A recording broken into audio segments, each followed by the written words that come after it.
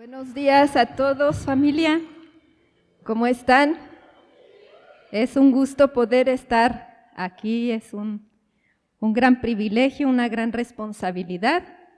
Así que me alegra mucho poder estar con ustedes en estos momentos, poder hablar de la hermosa palabra de Dios. Entonces, antes de orar, quiero leer una cita.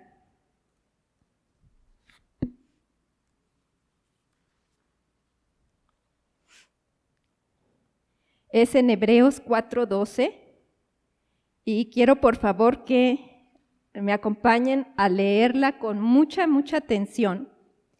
Dice, porque la palabra de Dios es viva y eficaz y más cortante que toda espada de dos filos y penetra hasta partir el alma y el espíritu, las coyunturas y los tuétanos, y discierne los pensamientos y las intenciones del corazón. Me encanta mucho repasar esta cita porque parece que luego se nos olvida y queremos en su momento escuchar o leer puras citas bíblicas que wow, así como que wow, soy un vencedor, soy más que vencedor en Cristo Jesús, todo lo puedo en Cristo que me fortalece y me levanta. Gloria a Dios. Pero va a haber otros momentos en que la palabra de Dios voy a sentir lo que acabo de leer. Me está partiendo hasta la médula de los huesos, me parte el alma, ¿sí? Y dice que escudriña lo más profundo de nuestros pensamientos y de nuestro corazón. No queda oculto nada delante de Dios. Entonces, ustedes saben que si nosotros queremos orar conforme a la voluntad de Dios, que son las oraciones que dice que Él va a responder si oramos conforme a su voluntad, entonces yo tengo que aplicar en mis oraciones lo que está escrito y entonces sin lugar a dudas sabré que Dios me va a contestar. Entonces yo les pido que en estos momentos oremos. No sé, ustedes díganme, ¿quieren de verdad que en este día el Señor vaya más allá de tocar con el mensaje nada más su intelecto, o quieren que toque hasta lo más profundo de su espíritu? ¿Sí? Entonces, vamos así, de una manera bien individual y bien genuinamente. Nos han estado predicando de la intimidad con Dios, y la intimidad no solamente queda en mi cuarto, la intimidad con Dios es en todo momento. Es hasta el punto que nos quiere llevar el Señor, hasta dormidos. Sí, porque mientras la carne duerme, el espíritu está velando, y el espíritu de nosotros anhela el espíritu de Dios. Entonces, este es el momento de intimidad. Estamos aquí para oír no palabra de hombre, sino palabra de Dios. La da un hombre tan imperfecto, que soy yo, pero por la gracia de Cristo hablo su palabra, porque así el Señor lo dispone. Así que vamos a orar y vamos a decirle, Señor, te damos tantas gracias porque nos has dejado tu palabra, que es lámpara a nuestros pies, Señor, y lumbrera nuestro camino para no caer, no tropezar, Señor. En estos momentos te rogamos, Señor, que tu Espíritu Santo revele tu palabra en este día de una manera tan profunda y poderosa, Señor, que me lleve marcada, Señor, hasta el último momento de mi vida. Y yo sé que estará por toda la eternidad porque es tu palabra, Señor. Te lo pedimos en el nombre precioso de tu Hijo Jesús. Amén. Muy bien, listos. El tema de hoy lo he titulado El que ama mucho. ¿Sí? ¿Recuerdan los que escucharon la predicación que me había tocado dar de un corazón apasionado? Y les había comentado que en aquel tiempo que yo decía, Señor, ¿qué quieres que hable? Y el Señor me decía, comienza por el principio, ¿sí? Entonces estoy tratando de seguir la secuencia de lo que el Señor ha estado hablando a mi vida, ¿sí? Y para poderlo transmitir. Entonces, recordamos que el corazón apasionado es el que ama sobremanera. ¿Qué cosa? Pues ahora sí que se va a ver, ¿verdad? De la abundancia del corazón habla la boca y ya lo dimos la vez pasada. Pero ahora, quiero que vayamos, por favor, a la cita de Lucas, el capítulo 7, versículo 36 al 48. ¿Sí? Y dice, uno de los fariseos invitó a Jesús a comer, así que fue a la casa del fariseo y se sentó a la mesa. Ahora bien, vivía en aquel pueblo una mujer que tenía fama de pecadora. Cuando ella se enteró de que Jesús estaba comiendo en casa del fariseo, se presentó con un frasco de alabastro lleno de perfume. Llorando se arrojó a los pies de Jesús, de manera que los bañaba con sus lágrimas, luego se los secó con los cabellos, también se los besaba y los ungía con el perfume. Al ver esto, el fariseo que lo había invitado dijo para sí, si este hombre fuera profeta, sabría quién es que lo está tocando. Esta clase de mujer es una pecadora. Entonces Jesús le dijo a manera de respuesta. Quiere decir que Simón no lo dijo, como luego nos pasa a nosotros. Lo dijo para sí. Si supiera, ¿verdad? ¿Será profeta? ¿Sí? ¿Sabría quién lo está tocando? Entonces Jesús le contesta, sabiendo que lo estaba pensando, y le dice, Simón, tengo algo que decirte. Dime, maestro, respondió el fariseo. 2 hombres le debían dinero a cierto prestamista. Uno le debía 500 monedas de plata y el otro 50. Como no tenía con qué pagarle, les perdonó la deuda a los 2. Ahora bien, ¿cuál de los 2 lo amará más? Supongo que aquel a quien más le perdonó, contestó Simón. ¿Has juzgado bien?, le dijo Jesús. Luego se volvió hacia la mujer y le dijo a Simón, ¿ves a esta mujer? Cuando entré en tu casa, no me diste agua para los pies, pero ella me ha bañado los pies con lágrimas y me los ha secado con sus cabellos. Tú no me besaste, pero ella, desde que entré, no ha dejado de besarme los pies. Aquí está la respuesta del título de este mensaje. El título de este mensaje es Los que aman mucho. Jesús mismo nos está dando la respuesta, ¿quién es el que lo ama mucho? ¿Qué dijo Jesús? Al que se le perdona mucho. Ese es el que ama más. Y al que se le perdona poco, poco ama. Entonces he aquí la pregunta. A ver, Señor, antes de hacer yo la pregunta, les pregunto a ustedes, ¿quién desea amar al Señor con todo su corazón, con toda su alma y con toda su mente? O sea, mucho.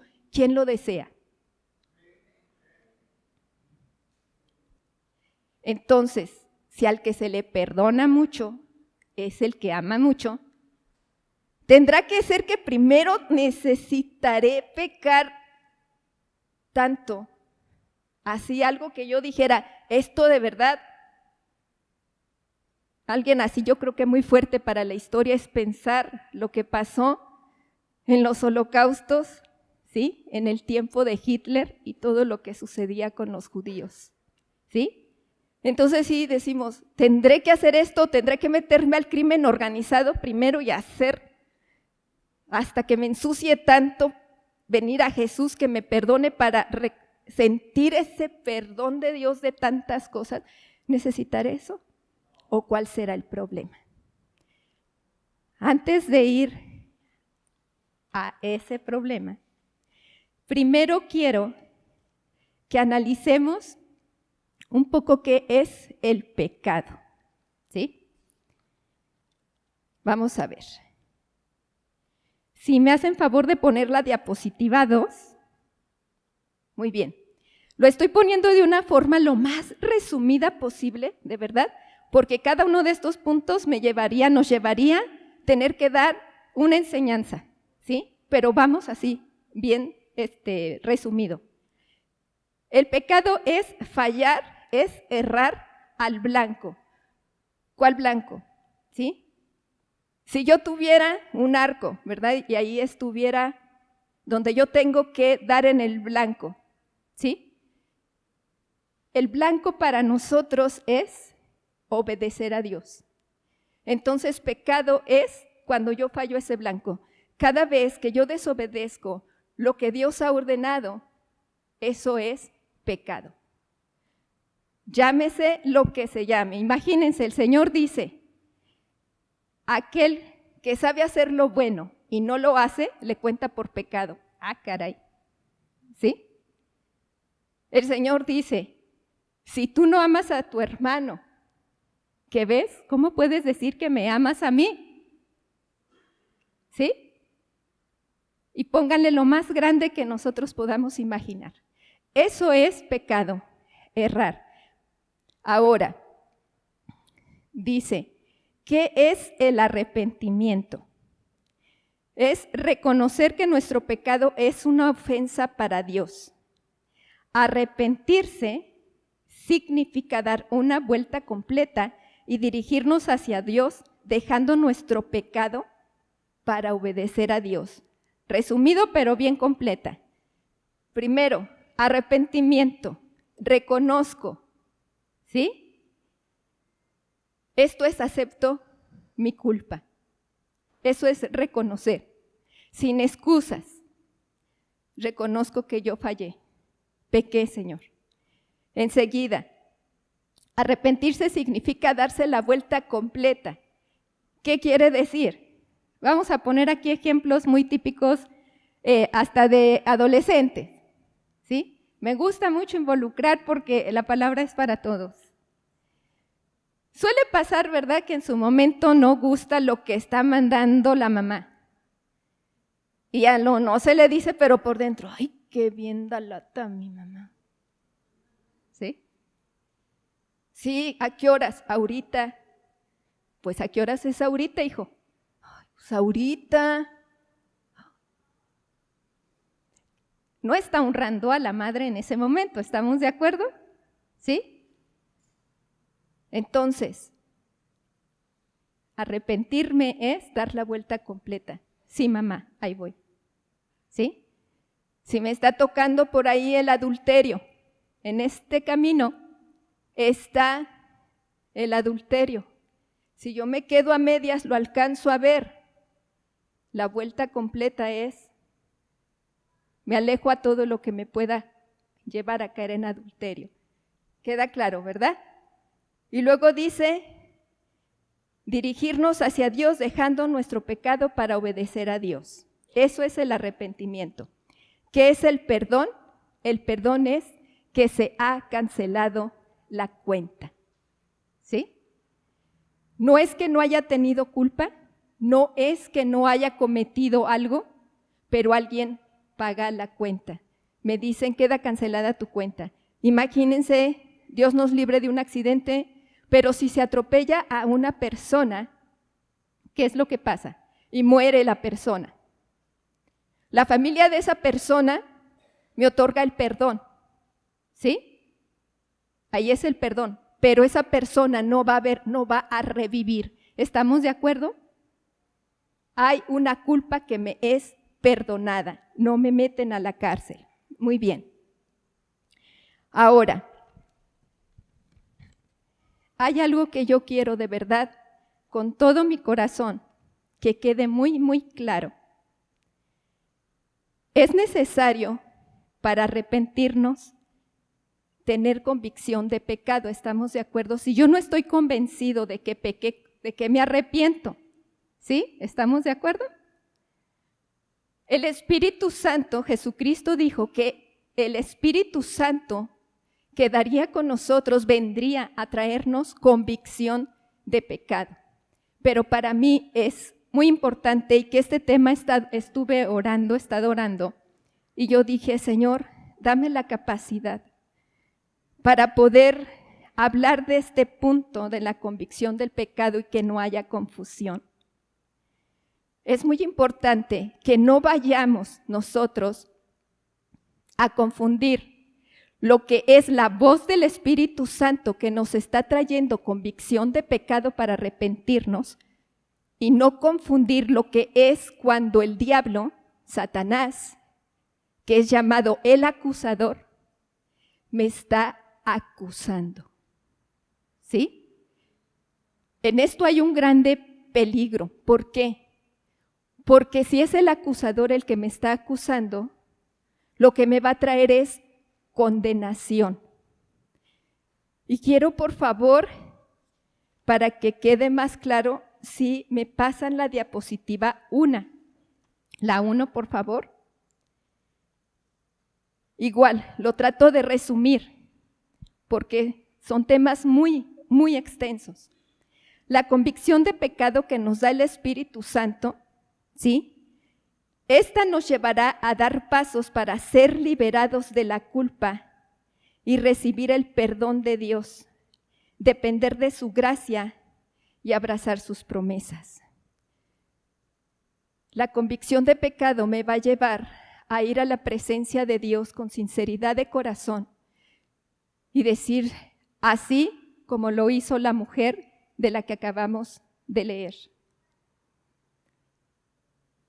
Ahí dice era una mujer pecadora, para decir que era una mujer pecadora, y dice, era conocida por ser una mujer pecadora. Quiere decir que la vida de ella era una vida evidente de pecados para la mente humana o nuestro corazón muy graves.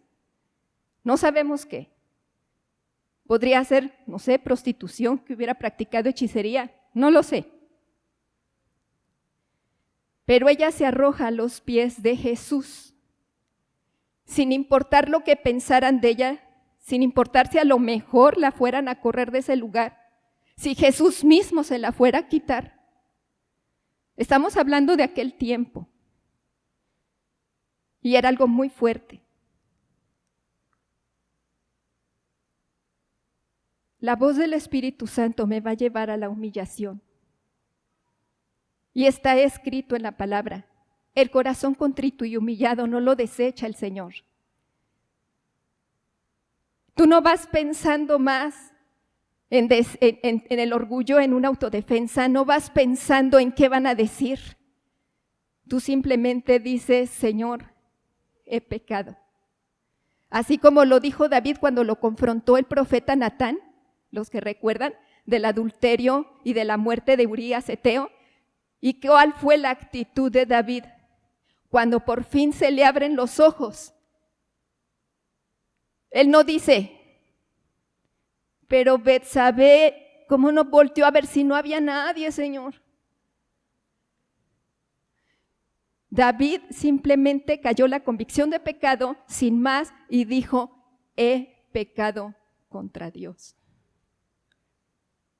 Y ahí entra el perdón. Inmediatamente Natán le dice, sí, pero han sido remitidos tus pecados, han sido perdonados. Las consecuencias estuvieron, ¿sí? Entonces, el arrepentimiento me lleva al quebranto, a la humillación de mi corazón delante de Dios. Me acerca a Dios, no me aleja, ¿estamos de acuerdo? Claro que duele. Hay un dolor por haber pecado contra Dios, hay un dolor. Y si no, por favor, les pido que lean, por favor, el Salmo 51, porque ahorita no me quedaría tiempo, pero el Salmo 51 es prácticamente la oración de David, el canto de David, después de que fue confrontado por el profeta Natán. Y ahí se ve lo que es un corazón contrito y humillado. Hay dolor, pero ¿saben qué? Hay esperanza. Hay esperanza. La puerta no se cierra, está abierta. aquí estoy, hijo.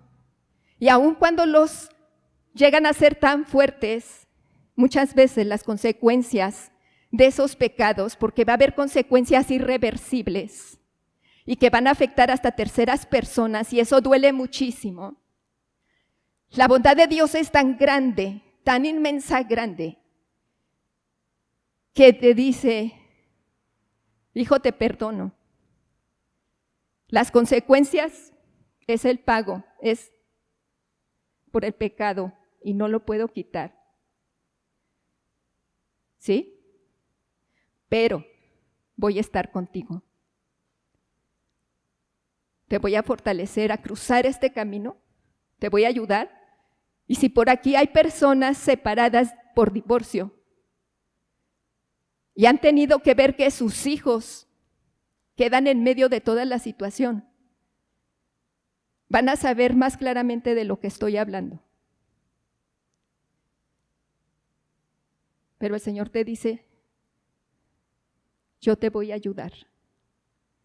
Y yo tengo en tus manos a tus hijos y toda la situación. ¿Sí? Son ejemplos, pero pónganle lo que cada uno. El arrepentimiento me va a llevar a Jesús. Y el arrepentimiento me va a dejar con la esperanza, la fortaleza y la libertad. ¿Libertad para qué? Libertad para seguir caminando con Cristo, en el gozo de la salvación, en la esperanza, aquí en esta vida y por la eternidad. Mas, por el contrario, la acusación, vamos a ver qué es lo que pasa con la acusación que trae Satanás. Ahí puse esa cita de Apocalipsis 12:10 porque ahí es donde habla que él es el acusador que está de noche y de día acusando a los hijos de Dios. Dice, esta te llevará a la cárcel de la condenación y te sentirás sin libertad de la culpa a pesar de haber sido perdonado. Dependerás de tus propias fuerzas, te hará dudar de las promesas de Dios y tú solo te impondrás alguna sentencia. La palabra condenación está totalmente relacionado con condena. Para que nos quede más claro, vámonos a un juicio aquí terrenal. Mataste, aunque sea imprudencialmente por accidente, y va a haber un juicio. Tú te presentas ese día delante del juez. El juez analiza tu caso y el juez va a dictar una sentencia. ¿Sí? Y ahí están las sentencias de todos los que están en la cárcel, o algunos bajo libertad condicional, o algunos libres porque la sentencia fue. Okay. La condenación te deja en una cárcel.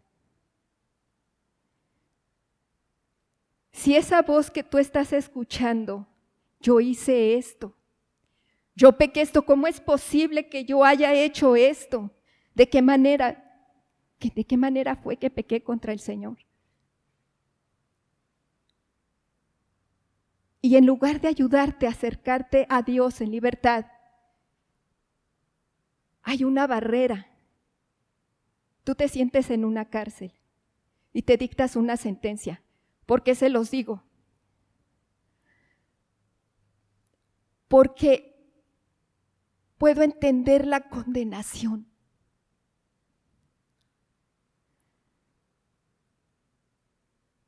Ha sido algo que continuamente he tenido que ir delante de la presencia de Dios y decirle, Señor, ayúdame a distinguir cuando es una condenación. La condenación para nosotros los creyentes, en su momento tú sabes lo que está escrito y tú sabes que está escrito que abogado tenemos a Jesucristo el justo y que podemos ir, dice, si alguno ha pecado, abogado tiene a Jesucristo el justo, para que te presentes al trono de su gracia libremente, para alcanzar misericordia en tiempo de necesidad. Y esa es una cita bíblica que nos saca del fango cenagoso. Pero la condenación, a pesar de que tú sabes eso, y hay tantas citas más que te pueden dar un bálsamo sobre tu culpabilidad, pero a la vez sobre el perdón de Dios. La condenación hace esto. Dios, no puedo dejar de sentir la culpa. Sé que tú me perdonas, pero yo no puedo dejar de sentir culpa. Dios, tú eres tan puro. Tu amor es tan perfecto.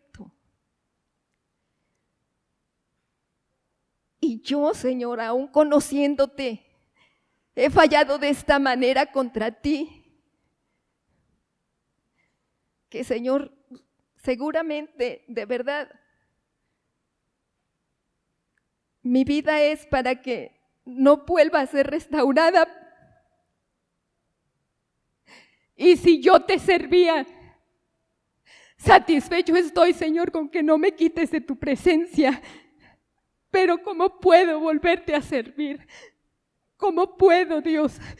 ¿Cómo puedo hablar una palabra que es tan santa, que es tan pura delante de tu pueblo? Si yo pequé, y a mí me venía mucho y decía, Dios, una cosa es el que ha pecado cuando no te conoce. Y yo lo entiendo, Señor, porque yo no te conocía y vine a tu camino a los 21 años. Y tú me perdonaste, pero esto es peor, porque yo lo cometí conociéndote, Dios. Yo sabía que era pecado, aunque no lo hice deliberado. Y otras cosas, sí, conscientes. Y me podría justificar como Adán y Eva, pero no hay justificación. Entonces yo me dictaba la sentencia y me sumía en una cárcel. Y si el acusador te está acusando, lo recibes sin defensa. Te ajorobas y él te sigue aplastando. Y muchas veces esas voces no solamente son tus pensamientos. Lamentablemente, muchas veces nosotros nos convertimos en un instrumento del acusador. Porque seguimos acusando. ¿Te acuerdas? ¿O cómo es posible? ¿Cómo es que ahora, después de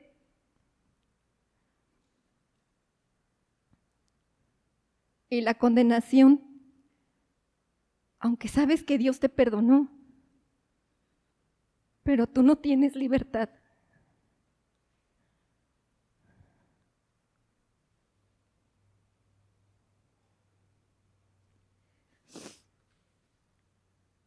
Te consume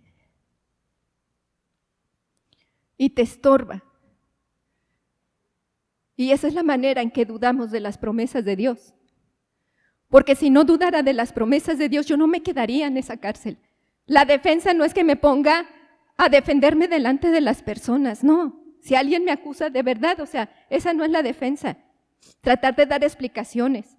Sí, pero mira y acá y allá, pero es que acá y pero acá. No, esa no es la defensa. El Señor no nos mandó a defendernos a nosotros. La defensa es contra el enemigo de nuestra alma. Y la defensa es con la palabra de Dios, como está escrito. Y entonces me levanto. Y a mí lo que me ha ayudado mucho es que yo me quedaba, Dios, háblame con la palabra, Señor. Y alguien que me ha hablado mucho es el rey David. Y todavía no estaba la gracia. ¿Y qué vemos en David? el hombre que se humilló, el hombre que se arrepintió, el hombre que vivió grandes consecuencias, tremendas consecuencias. Y lo vemos viviéndolas y en unas citas vemos que va llorando, que fue cuando su hijo se rebeló y quiso tomar, se sublevó contra él y David tuvo que salir con su gente. Y David iba llorando, porque de alguna manera él había ocasionado esa destrucción. Pero yo veo esto. David nunca dejó de ser rey. Y el Señor no le quitó las promesas que de ahí vendría el Mesías. Entonces, esta es nuestra victoria. Y ahora estamos en esa gracia preciosa donde Cristo nos perdona. Esa gracia preciosa donde Cristo es el que nos restaura e intercede por nosotros. Entonces, para mí es muy importante, iglesia, que con este tema no haya ninguna confusión a lo que intento llegar, ¿sí? Yo intento llegar a que aprendamos a ser una iglesia contrita y humillada, una iglesia sensible para reconocer su pecado, ¿sí? Pero no una iglesia que caiga en la condenación, ¿sí? Ahora, vamos a ir, por favor, a Jos, te pido si me...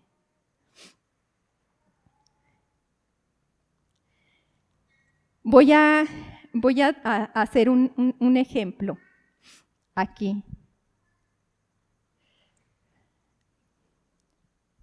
Y que espero que se entienda más claramente. Gracias.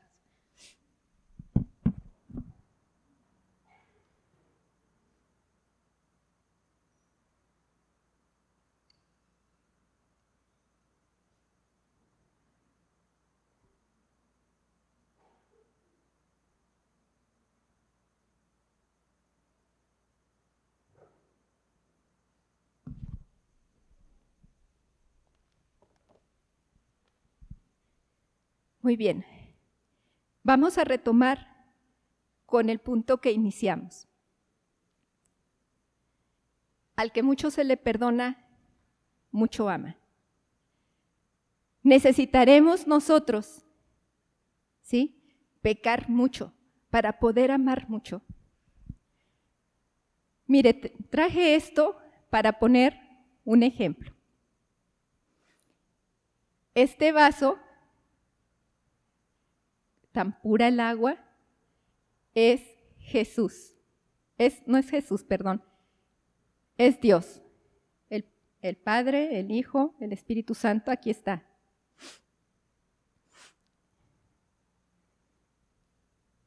Este otro vaso es nosotros. Cuando el Señor nos hace nacer, salimos así, ¿sí o no? Limpios del empaque. Esto es el pecado. El pecado el Señor lo llega a comparar con inmundicia.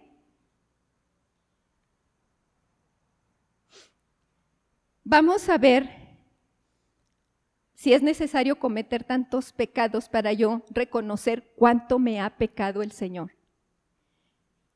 Empieza la vida y comienzan, ¿qué le quieren poner? Desde pequeños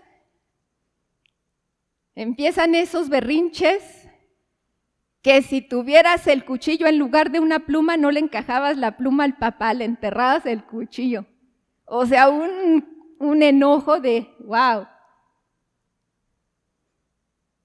La mentira. Es de lo primero, ¿sí o no? Envidiosos. Préstame. No. Codiciosos. Déjale, es el juguete del otro niño. No, yo quiero ese juguete. Pero seguimos creciendo y le seguimos avanzando, ¿verdad? Celosos, orgullosos, con un corazón adúltero. Deshonramos a los padres de muchas maneras. En fin, no, pues ya nos quedamos con eso. y nosotros seguimos sintiendo, no sé ustedes, pero yo cuando vine a Cristo, escuché en un cassette un tema de lo que estoy hablando y ha quedado en mi corazón por siempre. Al que mucho se le perdona, mucho ama. Yo tenía en aquel tiempo 24 años y yo decía, empecé a orar y yo dije, Dios, tú sabes que yo siento que he pecado poco. Y digo, pero yo sé que no es que haya pecado poco, es que yo no veo cuánto me has perdonado y yo quiero amarte mucho. Entonces yo te pido, por favor, enséñame,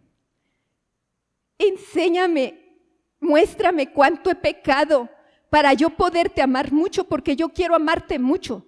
Y ay Dios, no ha parado el Señor, en serio. Entonces, voy a tomar esto. Cuando el Señor hizo a la humanidad, a Adán y Eva, antes de pecar, la comunión que podían tener ellos era así, miren.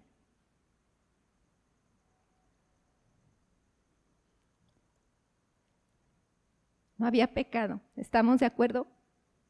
No había estorbo para estar en comunión. En cuanto entra el pecado, aunque sea uno, esta es del agua así de inmundicia del río San Pedro. ¿Qué pasa por ahí? ¿El desagüe de qué cosa? De toda la inmundicia de la ciudad, ¿verdad? Con un chorrito que le hubiera puesto, ¿se la tomaría usted? Es un chorrito. Por mucha sed que tuviera, ¿se la tomaría?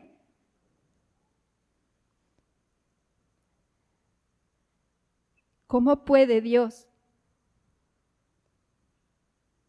¿O cómo puedo yo? Esto es lo que dice la palabra, que por cuanto todos pecaron, son separados de la gloria de Dios. Porque Dios es un Dios totalmente santo, santo, santo. Y santo es apartado totalmente del pecado. Esto rompe la comunión. Aunque yo no me considere que estoy así de negro, por eso es que la palabra enseña que si yo fallo tan solo uno de los mandamientos de Dios, es como si yo fallara en todos. ¿Sí? Porque basta con uno solo para quedar lleno de inmundicia, de pecado, que me impide volver a tener esa perfecta comunión con Dios. Entonces, viene Jesús como hombre puro. Pero Jesús, aunque vino como hombre, no comete pecado, ni uno solo en todo su caminar. Me quedaba meditando y yo digo, oh Dios, en los momentos que Jesús se apartaba a orar, qué maravilloso, ¿no? Qué comunión tan perfecta, el Padre con el Hijo, el Espíritu Santo están ahí. No se pierde nunca. Y sin embargo el Señor dice, para que tú vuelvas a tener comunión conmigo, dice, de tal manera te he amado, que envió a mi Hijo, para que todo aquel que en Él cree no se pierda, sino tenga vida eterna. Pero para esto hay una sentencia que pagar. ¿Por qué? Porque somos culpables. Somos culpables ante los ojos de Dios. Entonces, es lo que sabemos y llega el perfecto. El que se hace pecado por nosotros, aunque no cometió pecado. Y traigo esto, que sabemos lo que simboliza el sacrificio de Cristo. Paga y su sangre que se derrama. Y entonces Jesús lleva todo nuestro pecado y es separado del Padre. Y su sangre es la única que puede limpiar todos los pecados para presentarme justo delante del Padre. Ahora, después de que hemos visto esto, si retomamos lo primero, yo te pregunto, ¿consideramos que hemos pecado poco o que hemos pecado mucho? La palabra de Dios dice que el primer y gran mandamiento, ¿cuál es? Amarás al Señor con todo tu corazón, con toda tu alma y con todas tus fuerzas. Dice que este es el más importante de los mandamientos. Y si yo fallo a este de los mandamientos, estoy fallando prácticamente a todos. Entonces, ¿no será que más bien nos falta a nosotros ver la negrura de mis pecados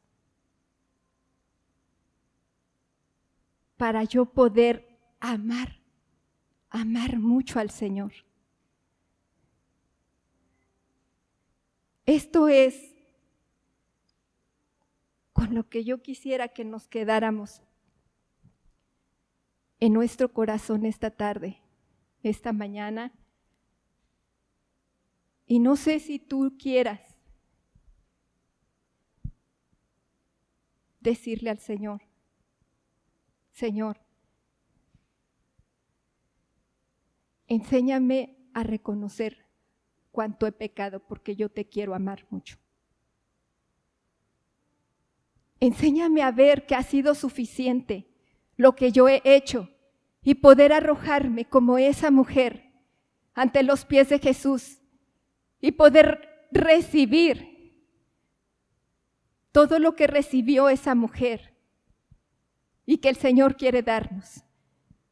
Cada día, que no perdamos el asombro por ese Salvador si lo hemos perdido. Ese asombro de la gran perla, ese asombro del que lo pagó todo. Eso es lo que nos va a llevar a amar al Señor, el que nos va a hacer levantar y servir al Señor con todo nuestro corazón y con todas nuestras fuerzas. En lo que tú hayas sido llamado por servir, en lo que tú hayas sido llamado por hacer, en el lugar y en el rol que tú desempeñes. Ahí, con todo tu corazón, con todas tus fuerzas.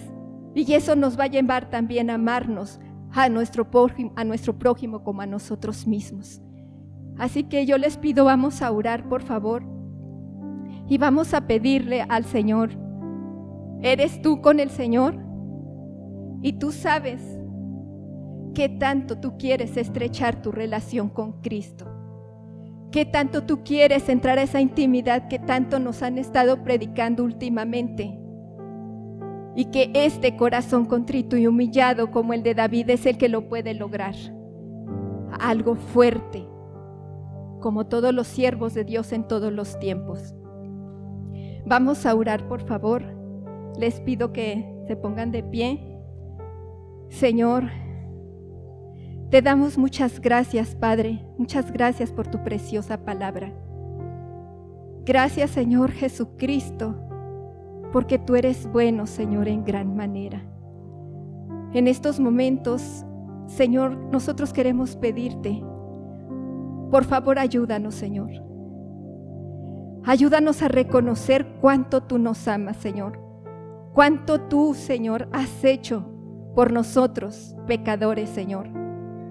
Enséñanos a ver nuestro pecado tan negro como es, Señor. Sin excusa, Señor. Sin justificación. Ayúdanos, Señor, para que tampoco nos dejemos, Señor, extraviar por la condenación y nos quite la libertad y la victoria que tú nos das en Cristo Jesús. Por favor, Señor, yo te pido, Señor, ayúdame, Señor. Ayúdanos a tu pueblo, Señor. En el nombre de tu Hijo Jesús. Amén y amén.